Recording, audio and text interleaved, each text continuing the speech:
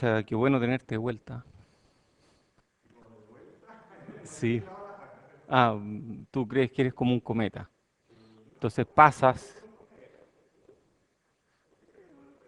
Ya.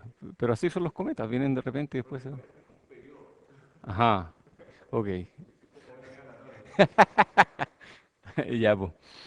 Qué bueno que viniste. Entonces, así me ayuda a hacer la clase aún más interesante. Sí, pues. Sí, estábamos hablando de esto de pipeline. A todo esto, esta clase no la he subido todavía, ya la subo. Y bueno, hablemos de interruptores. Y es curioso esto de los interruptores, ¿ah? Uno sabe que un switch que tiene resistencia cero o resistencia infinita, pero en la práctica no es tan así. Uno puede preguntarse si necesita switch CMOS, porque los CMOS, pucha, es más complicado, agregan un overhead requiere un inversor extra, por ejemplo, para hacerlo funcionar, etcétera. Y uno puede preguntarse si necesita, por ejemplo, un booster. ¿Se acuerdan de los boosters que veíamos hace unas clases atrás? Estos que hacían que el VGS fuera constante. Esos son los mejores. Uno podría usar switch NMOS con boosters, como el switch de ABO, en todas las instancias y uno se ahorraría cualquier problema. Sin embargo, el problema del booster es que ocupa mucho más espacio porque requiere un circuito y requiere capacitor que eleve el voltaje VGS.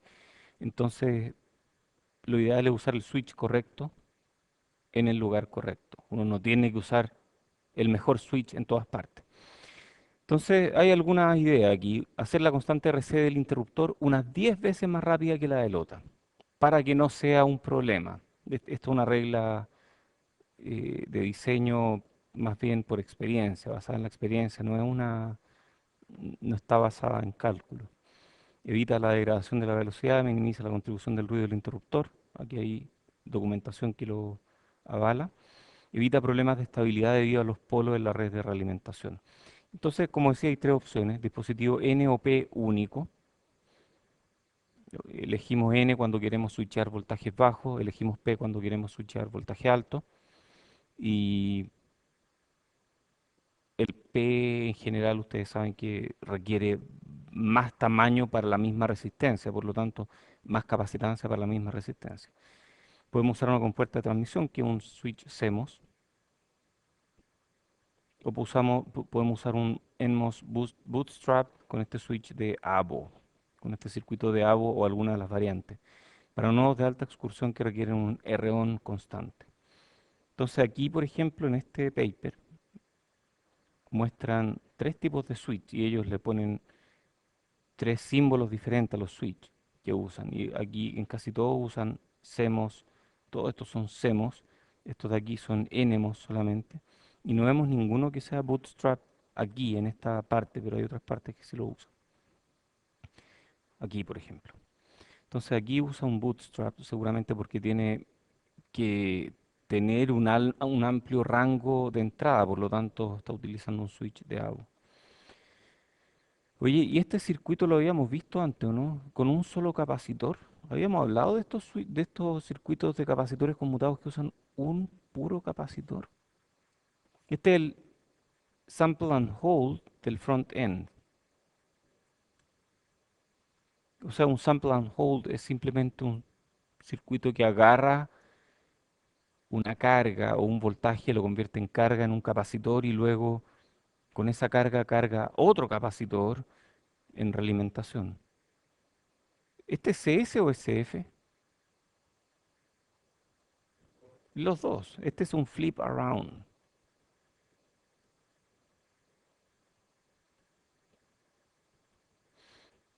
Entonces, primero carga este y luego este mismo lo pone en realimentación con este switch. Y con eso tenemos las dos fases. Y ahí usamos estos que son bootstrap. Oye, yo hace poco he estado diseñando un track and hold y ya está funcionando, más lento de lo que quiero, pero tengo que mejorar el amplificador. Pero tengo otras prioridades. Y cuando estaba diseñando el track and hold, es increíble, ¿ah? O sea, uno se olvida de esto hasta que pasa por ello. pasé por switch ideales y cuando convertí el circuito a switch reales me quedó la escoba. Fue terrible. Entonces después reemplacé todos por AVO switches y funcionó mucho mejor.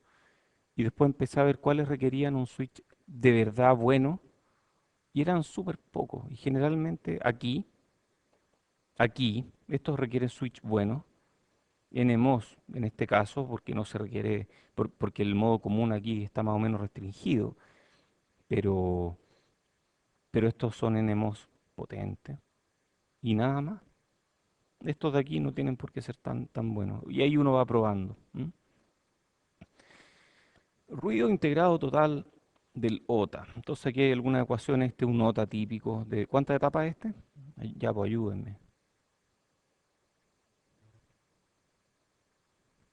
Dos etapas, ¿cierto? Entonces tenemos cola, diferencial, ¿cierto? Plegador, cascodo, carga activa con sus cascodos. Y luego tenemos la segunda etapa. Ah, y es totalmente diferencial.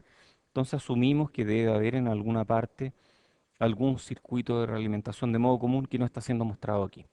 Tenemos la compensación también y tenemos, aquí está, esto viene de la realimentación de modo común que se está colgando de los plegadores, lo cual es una de las alternativas. Podríamos haberlo puesto aquí, hay diferentes partes donde uno puede ponerlo. Podemos ponerlo aquí. Muy bien, entonces N1 y N2 son unas constantes. Este 2 puntos significa de 2 a 4. Entonces N1 es una constante que indica que la metemos en la ecuación de ruido. Entonces el ruido total integrado a la salida del OTA es 2. Este 2 viene de que es diferencial, por lo tanto son dos semicircuitos y los ruidos se suman en potencia porque se asume que no hay correlación. Y estas son las ecuaciones de ruido que resultan, donde N1 y N2 se pueden calcular fácilmente y tienen que ver con las contribuciones de ruido referidas a algún punto del circuito. Beta ya lo hemos visto, CF partido por CF más CS más CGS, esto es el factor de realimentación, y CL total, que también aparece en la ecuación de ruido, es la capacitancia total vista a la salida, que se sub L, que es el que colgamos aquí,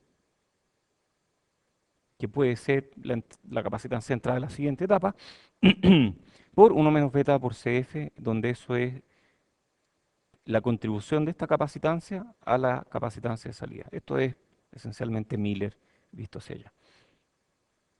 Muy bien, pues entonces de esta forma uno puede calcular el ruido total integrado del OTA.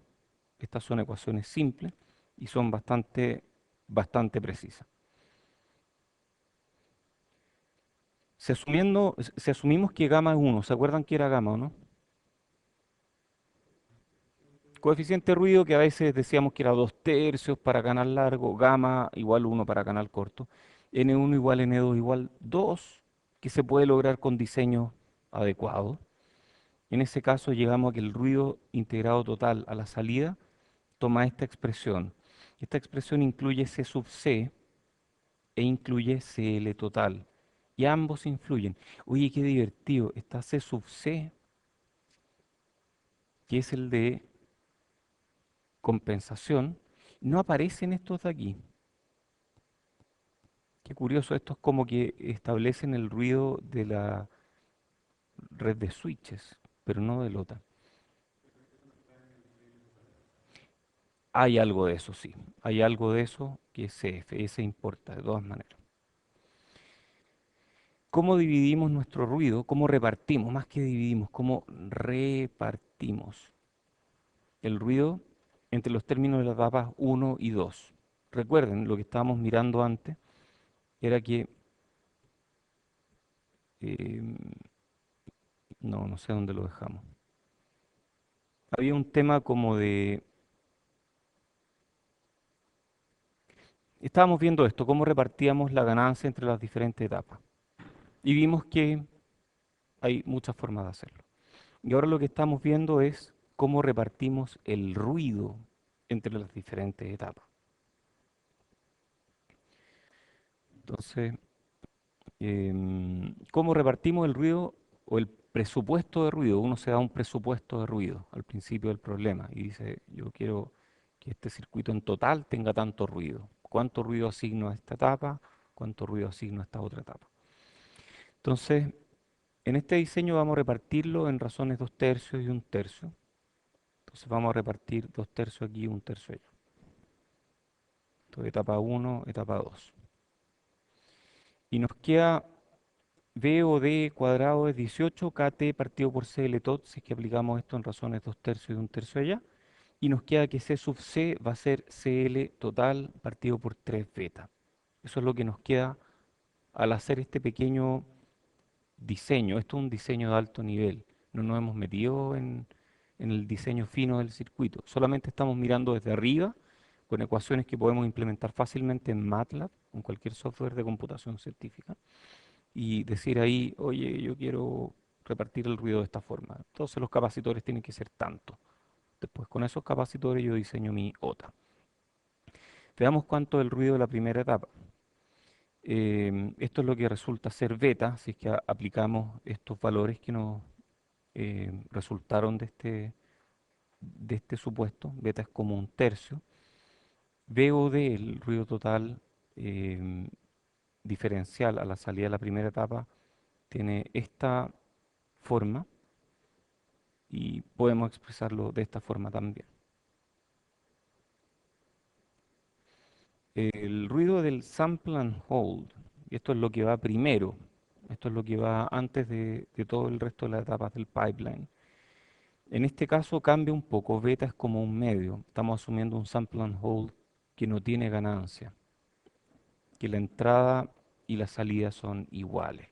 En ese caso nos resulta en un beta de un medio, estamos asumiendo además un flip around que conviene mucho cuando no hay ganancia.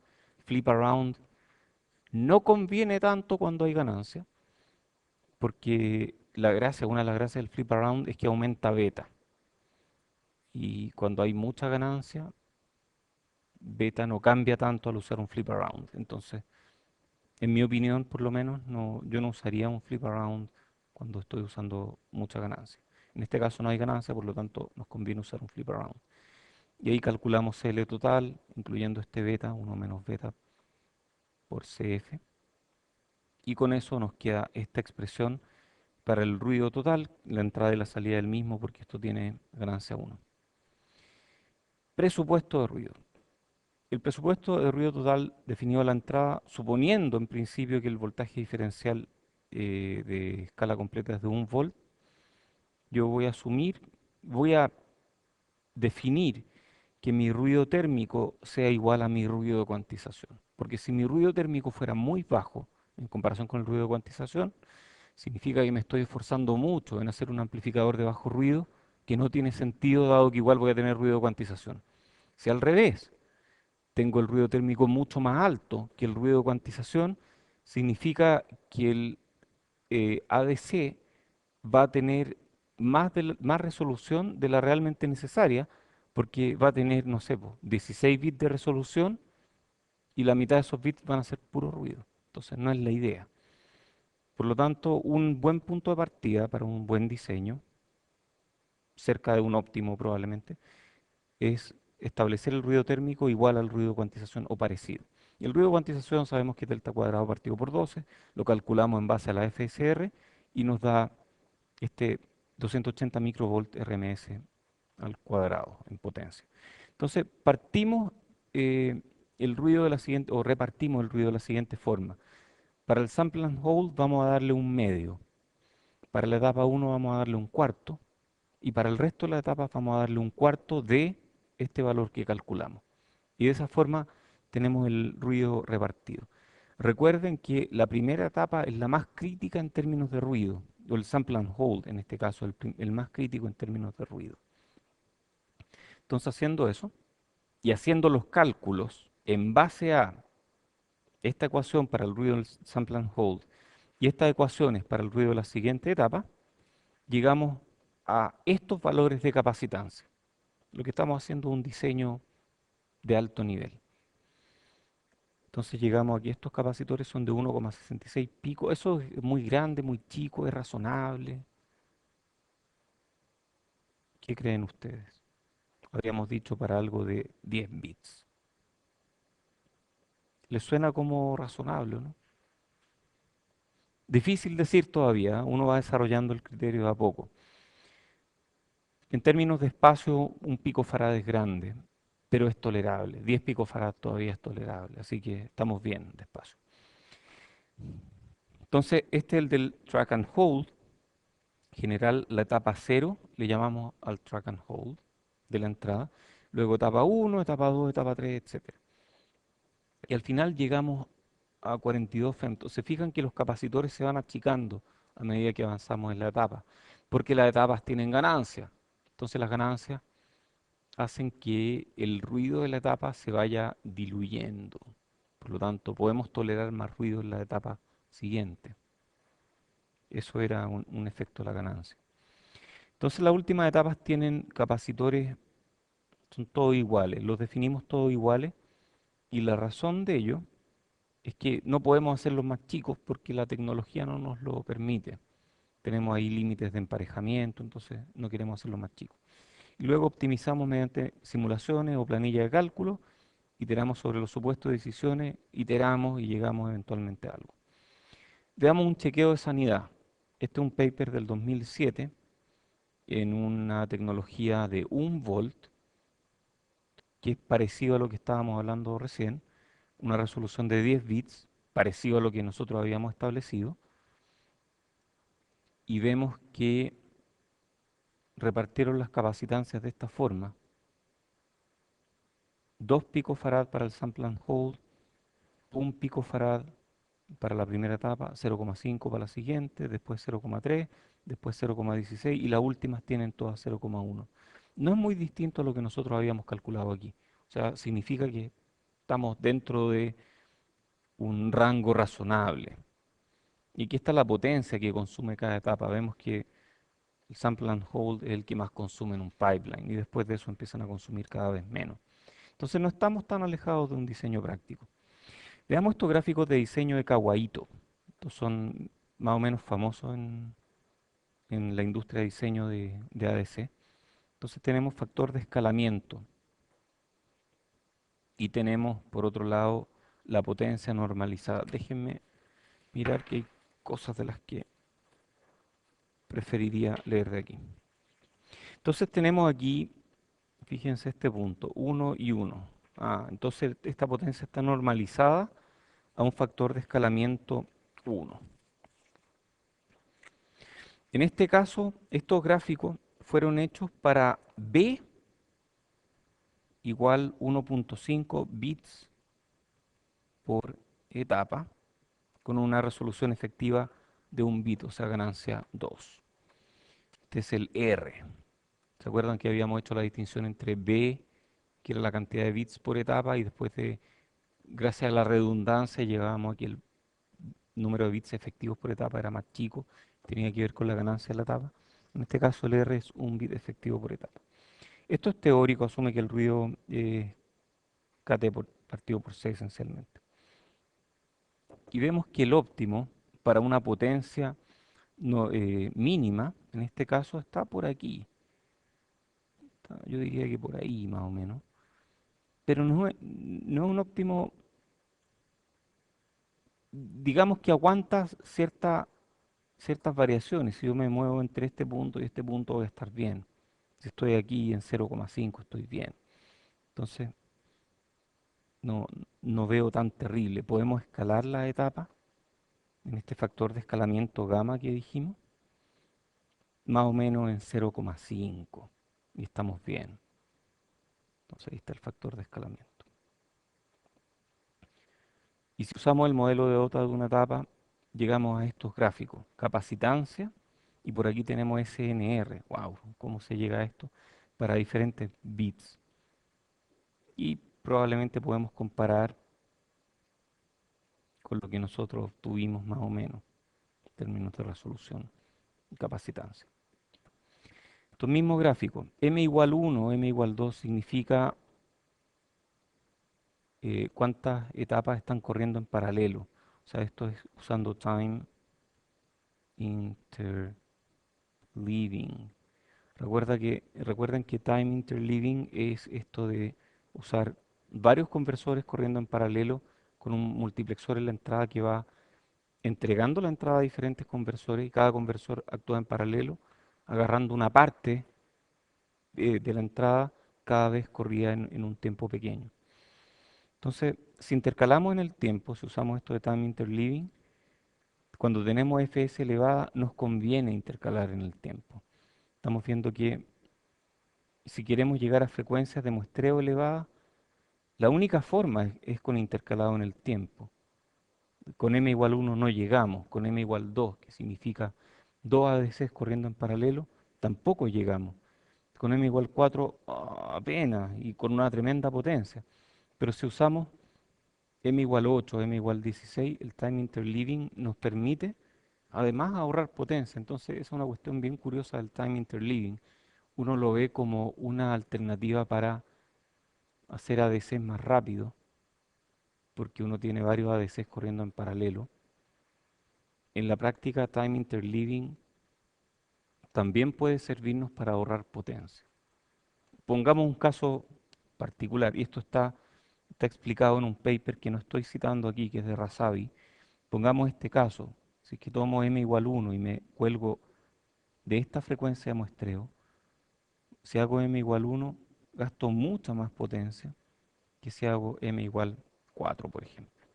Entonces, nos conviene utilizar time interleaving cuando queremos bajar la potencia. Sí. Ujú. Eh, ¿Cuál, perdón? Aquí. Sí, sí, nosotros esto no lo recordé, pero habíamos partido este diseño por aquí. Y habíamos dicho, ¿dónde dijimos? No, no recuerdo dónde dijimos, pero en algún momento dijimos que queríamos usar ganancia 2 y 1,5 bits por etapa. Sí, no, no sé si lo dejé explícito, pero sí, qué bueno que lo preguntaste. Es para ganancia 2. O sea, el mismo caso de este.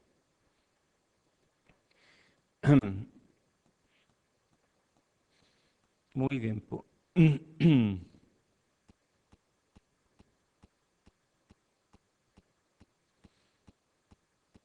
¿Qué más? Bueno, hay otra idea aquí, compartir el amplificador. Por ejemplo, hacer un circuito en el que tenemos un sample and hold, luego tenemos 1,5 bits en la primera etapa, 1,5 bits en la siguiente, etcétera. Y podríamos perfectamente, por ejemplo, usar un amplificador en una etapa y luego usar el mismo amplificador en la etapa siguiente. ¿Cómo eso? A ver, algo así. Si usamos, esta es otra opción, en realidad este es distinto. Recuerden que cuando una etapa em, está siendo, está en Fi 1, la otra está en Fi 2, porque tienen los relojes intercalados. Por lo tanto, yo podría usar, y aquí dice, un amplificador para la etapa 1 y 2, luego el mismo amplificador, otro amplificador para las etapas 3 y 4, etcétera. Entonces uno puede hacer que el amplificador opere en la etapa que está haciendo hold y no en la etapa que está haciendo track. Y con eso nos ahorramos la mitad de los amplificadores. Y aquí hay un gráfico del consumo en función de las diferentes etapas. Entonces uno puede ahorrar potencia, pero esos ahorros están limitados debido a que los amplificadores en principio debieran tener todas diferentes especificaciones. Y si queremos compartir el amplificador tenemos que apuntar a la especificación más dura. Por lo tanto, usamos un amplificador que está sobredimensionado para la etapa siguiente. Otra alternativa que es mejor que esa es este que está aquí, que es usar un time interleaving para, o esto ni siquiera es time interleaving, este está funcionando para dos canales diferentes, este no es time interleaving. En este caso tenemos sample and hold para I y para Q. ¿Por qué hablamos de I y de Q? ¿Qué significan I y Q? ¿Alguien recuerda algún curso de comunicaciones, por ejemplo? Ajá, por ahí va, ¿cierto? Entonces estamos analizando una señal de comunicaciones, DRF, en alguna constelación particular de codificación, tenemos las señales I y Q, y esas señales I y Q las convertimos a digital.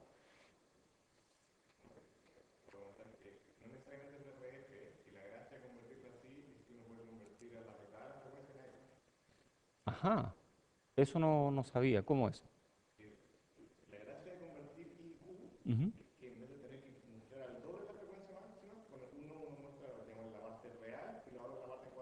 Ajá. Oh, no sabía, pero suena como una muy buena idea. Muy interesante. Viste, tú ayudas a hacer un aporte a la clase, así que qué bueno que viniste. Está bueno eso.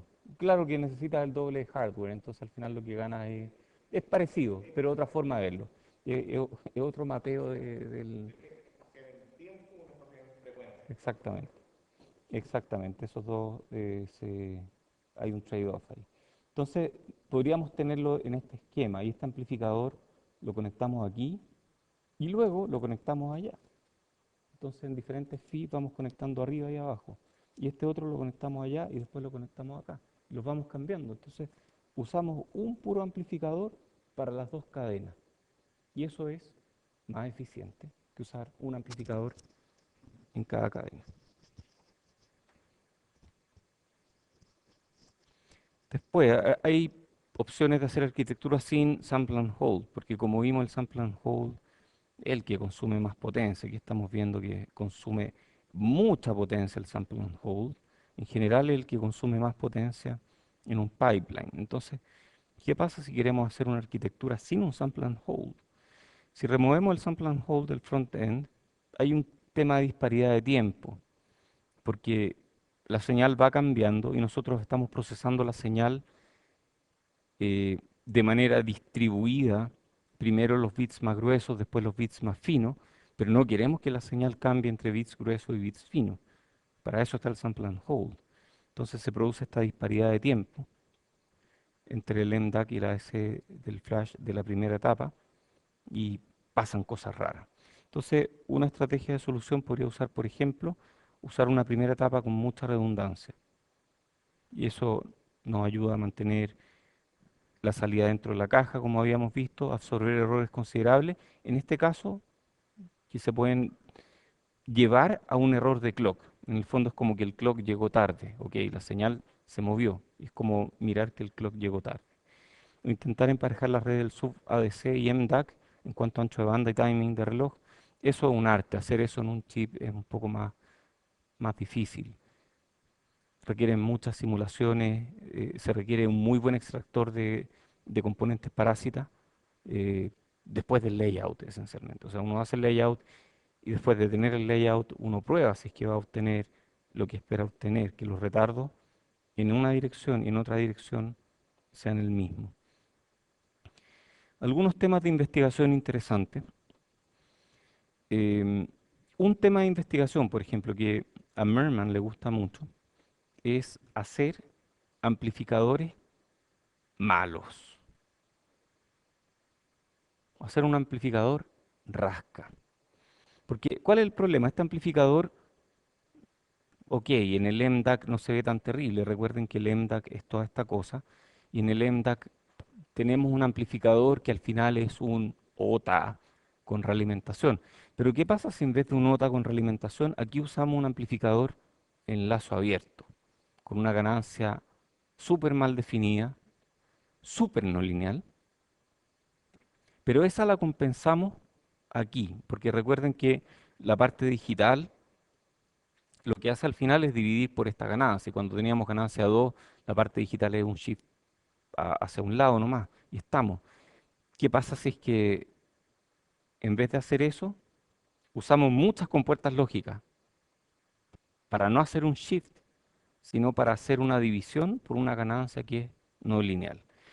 Y Merman llegó a que bastan solo 8.400 compuertas para hacer esto para un amplificador con una no linealidad razonable, algún lookup table, qué sé yo. Y con eso em, Entonces la pregunta es, ¿qué me conviene más? ¿Gastar ese espacio haciendo un amplificador decente o gastar ese espacio en compuertas digitales? ¿Qué creen ustedes? ¿O qué creen ustedes para el futuro? Las compuertas digitales, ¿cierto? O sea, parece que el escalamiento digital es mucho mejor que el escalamiento analógico, ¿cierto? O sea, hay límites fundamentales sobre lo analógico, en cambio en lo digital es un procesamiento matemático. Entonces, podríamos achicarlo y llegar a spintronics o lo que sea, y achicarlo mucho, mientras que la parte analógica va a seguir siendo con tubos de... Ah, no, eso no, eso ya pasó, va a seguir siendo con transistores. Y entonces parece que la tendencia a hacer cosas no tan buenas analógicas y con algún tipo de calibración digital tiene sentido, al menos en el papel, y parece que en la práctica también, ¿ah? Otros temas de investigación tienen que ver con, por ejemplo, no esperar suficiente tiempo para que la salida se establezca. Entonces siempre hemos hablado de esperar varios n, o sea, varias constantes de tiempo, un n constantes de tiempo, para que la salida se establezca y llegue al valor final. Pero ¿qué pasa si no esperamos lo suficiente y no esperamos que se establezca y tal vez compensamos el resto digitalmente? Porque fíjense que si uno mira el voltaje y la corriente de establecimiento, en un establecimiento típico, esto, esto es... Uy, qué divertido. ¿Por qué la corriente es plana aquí? ¿Por qué la corriente no sigue una exponencial como el voltaje? O tal vez cabe preguntarnos, ¿es exponencial en el voltaje? ¿O exponencial a partir de un cierto punto? Ya, pues si ustedes saben. Está haciendo slewing aquí y aquí es este establecimiento exponencial. Ok, entonces hay esta parte de slewing, esta parte de exponencial. Y vemos que toda esta corriente al final está siendo gastada si es que usamos un amplificador clase A, que es lo típico que estamos usando. Clase AB un poco mejor, pero, pero en el fondo, porque el clase AB va a tener una corriente de polarización que va a ir decreciendo, pero aún así estamos gastando una corriente impresionante.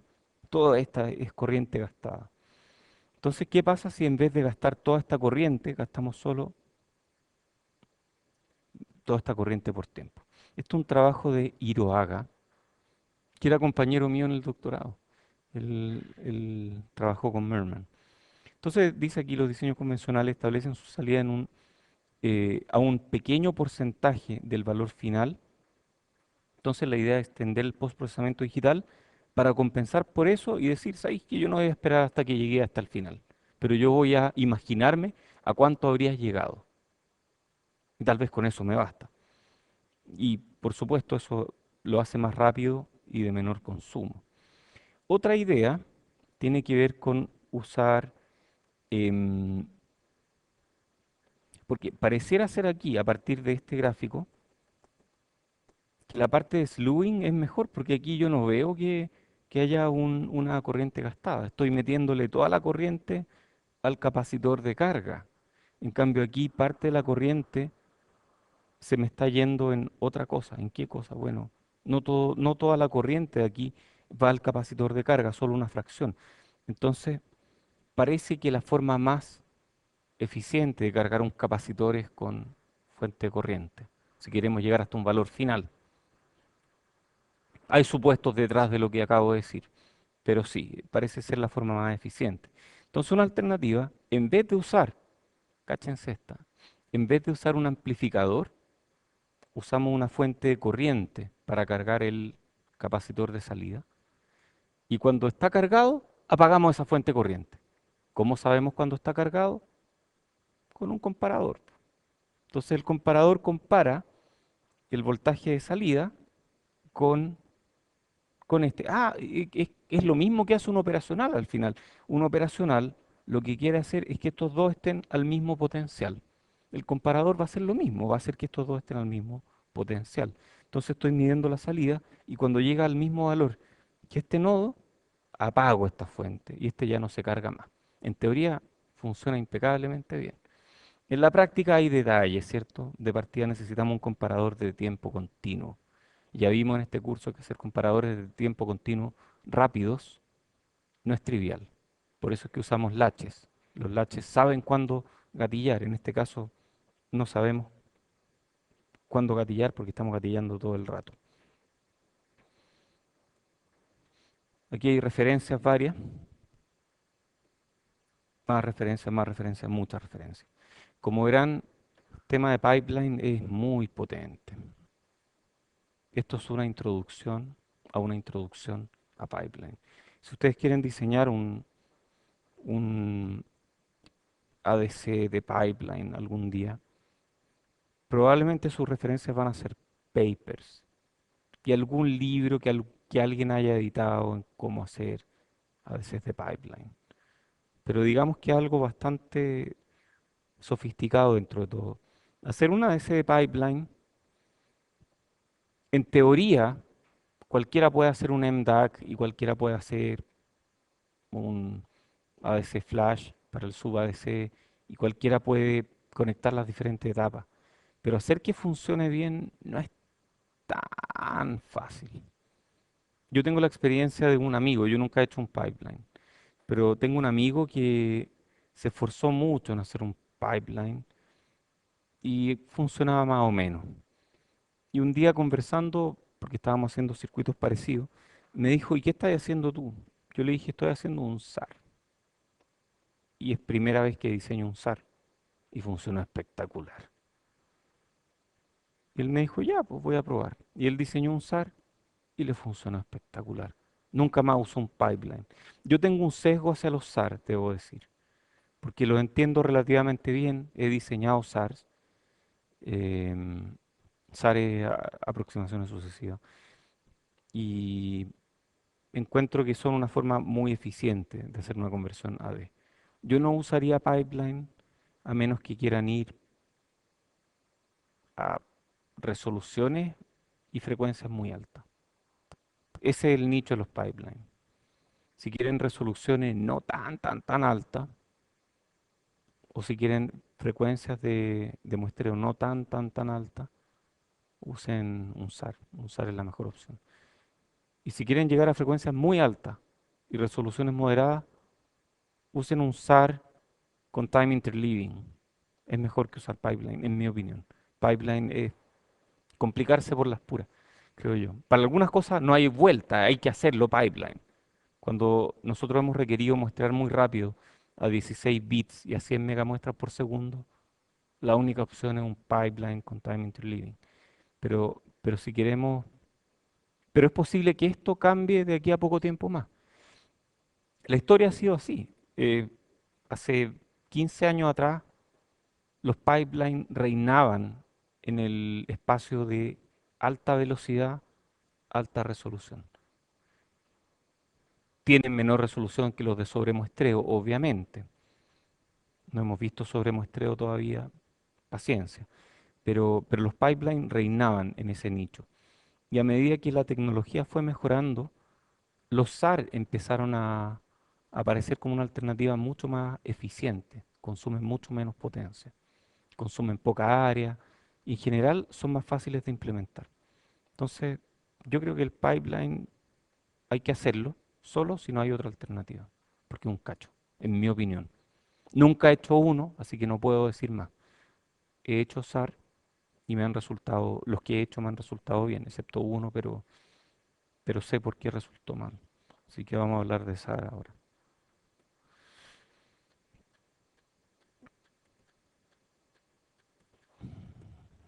Capítulo 10, ADCs de un bit a la vez y ADC intercalado en el tiempo. Aquí no dice SAR, pero estos de aquí son SAR. Hay lecturas. Esta lectura es relativamente nueva, es del 2016 y se las recomiendo mucho. Harpe es un tipo que trabaja en Holanda, me parece. Creo que está en Delft. Y es más joven que yo, o menos viejo que yo. Es un cabro, Harpe. Pero él ha diseñado varios conversores de ultra bajo consumo, todo en SAR. Y es muy bueno en ello. Le ha presentado varias veces en ISSCC.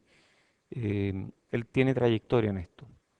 Y escribió un paper para este ¿Qué es SSC? ¿Qué es SS? SS, Solid State, ya. Solid State Circuit Magazine. ¿Qué son las magazines? ¿En qué se diferencian las magazines de los journals? Eso, el magazine es para leerlo en el baño, sentado, así, es una lectura liviana. El journal es una lectura mucho más dura. Bueno, le pidieron a Harp que hiciera este artículo, y en este artículo él hace un súper buen resumen de lo que son los SAR. Entonces yo originalmente daba estas lecturas, pero ahora cambié y quiero que esta sea la lectura más importante de este capítulo, así que échenle una mirada. Está súper bien escrito, es lectura liviana y van a entender muy bien el estado del arte de los SAR. Entonces, contenidos de este capítulo, vamos a hablar de ADC de un bit a la vez, y hay dos categorías ahí. Están los conversores cíclicos, que son los conversores más eficientes en términos de área. Y están los conversores de aproximaciones sucesivas, que es como un conversor cíclico, pero más grande. Después están los intercalados en el tiempo, que en realidad los metimos aquí porque no quisimos hacer un capítulo adicional, pero en realidad esto son cosas distintas. Estos dos son temas diferentes, son temas totalmente diferentes. Uno puede hacer un ADC intercalado en el tiempo en cualquier arquitectura. Pipeline, Flash, SAR, da lo mismo. Entonces, ¿qué es un ADC cíclico? Es notable, ¿ah? Esto uno lo mira y dice, chuta, ¿cómo no se me ocurrió antes? Y son viejos los ADC cíclicos. Entonces, la idea, ¿a qué se parece esta cuestión? Un ADC, un DAC, una ganancia. Esto lo he visto antes, me suena como conocido, ¿no? Es como una etapa de pipeline, ¿o no? Qué divertido. Es como una etapa de pipeline, donde la salida de la etapa de pipeline es procesada por la misma etapa de pipeline. Qué divertido. O sea, es una etapa de pipeline, pero no es pipeline. ¿Sí? No, no es pipeline, porque no tengo más etapas. Entonces estoy procesando. Me entra un dato y le doy vueltas, vueltas, vueltas, vueltas, vueltas hasta que el residuo es cero. Ah, por eso es cíclico. Exactamente. Y por eso tiene poca área, porque yo puedo hacer en una etapa algo que haría en varias etapas. Claro que es más lento, n veces más lento, pero es interesante. Entonces tengo la entrada, pongo un track and hold aquí, proceso esto, saco el residuo de la entrada, el residuo de esta subconversión, y ese residuo es la entrada de la siguiente subconversión. Y ahí saco más bits. Y ese residuo lo convierto de nuevo y saco más bits. Y saco más bits hasta que llego al final. ¿De cuántos bits es este conversor? ¿Quién me limita de cuántos bits es el conversor? Es una buena pregunta, ¿no? Porque yo podría seguir dándole vuelta a la señal y sacar más y más y más y más bits. Pero al final probablemente voy a estar sacando puro ruido. Entonces,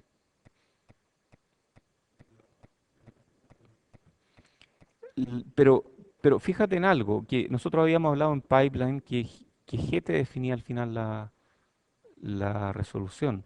Y si tú le das suficientes vueltas, es como si tuviera un G enorme, el producto de G. Entonces, ¿quién me limita el ruido al final? Porque el ruido es lo que...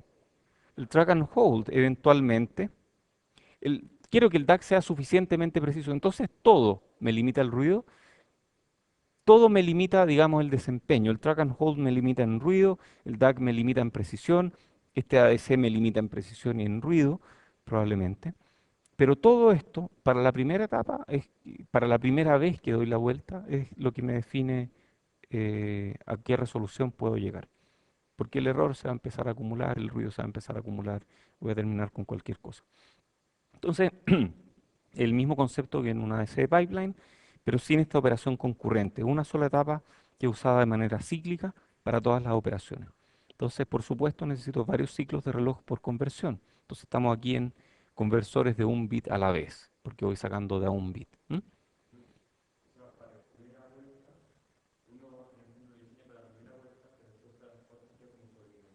Exactamente, queda sobredimensionado para las otras.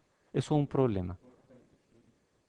Es eficiente en términos de área porque es mucho más chico. Hiciste una, no en potencia, en área, no en energía por conversión, sino que en área es eficiente. Décima. Entonces este es un ejemplo de implementación. ¿Qué? Esto es todo el ADC. Es impresionante. A ver, todo el ADC de esta cosa. A ver cómo funciona. Tengo un comparador aquí y tengo mi entrada y así se ve en Fi1. Y, y comparo, o sea, tengo un bit realmente. Oye, pero qué eficiente. Y ahí saco un bit. Al medir la entrada, saco el primer bit. VO1. Ah, y VO1 depende de VO2, pero esto es para la operación cíclica. Pero en Fi1, la primera vez, saco el primer bit viendo si BIP es mayor o menor que un cierto umbral. Por ejemplo, el umbral que está en la mitad del full scale. Y en Fi2, ¿qué será esto que está acá?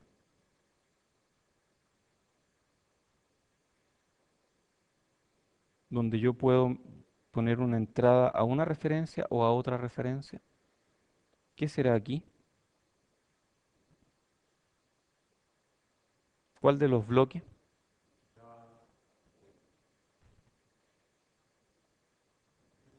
El DAC, ¿cierto? El DAC. Ahí yo tengo el DAC. Porque tengo una referencia o tengo otra. Entonces le meto la salida de esto, la salida de este bit, la paso por el DAC. Luego amplifico.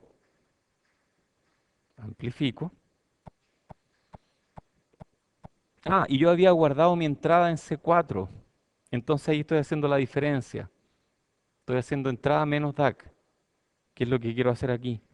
Qué notable, es notable, como diseño es notable. Y después la salida queda allá y luego reciclo. Es notable, o sea, cómo esto, un nota, un comparador y algunos capacitores, más algunos switch y algo de lógica, hacen un conversor completo. De esto yo no he hecho nunca uno, pero sería divertido, ¿eh? Estos son como los primeros conversores que aparecieron, son muy viejos y es muy eficiente en términos de área.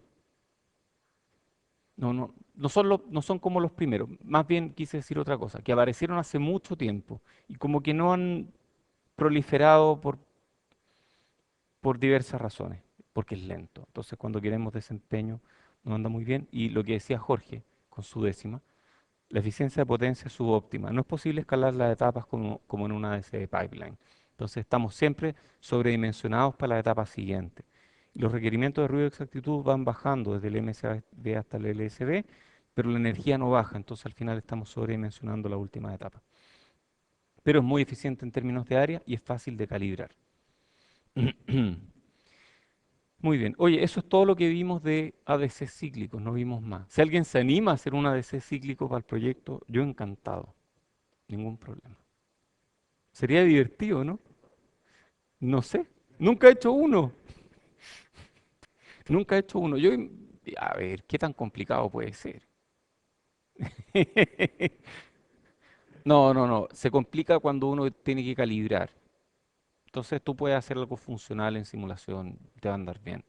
El problema es cuando tienes disparidad y esa disparidad tienes que considerarla en el diseño. O sea, un diseño real es un poco más complicado por esta disparidad, pero tienes que calibrar en base a un coeficiente, que es la razón de capacitores. Y eso, por ejemplo, o eso. Entonces, no es tan terrible de calibrar, pero podríamos hacer uno sin calibración como prueba de concepto. ¿Sí? Sería divertido. Bueno, dejémoslo aquí. Vamos a empezar a ver SAR el lunes. Oye, y les dejé algo en el casillero de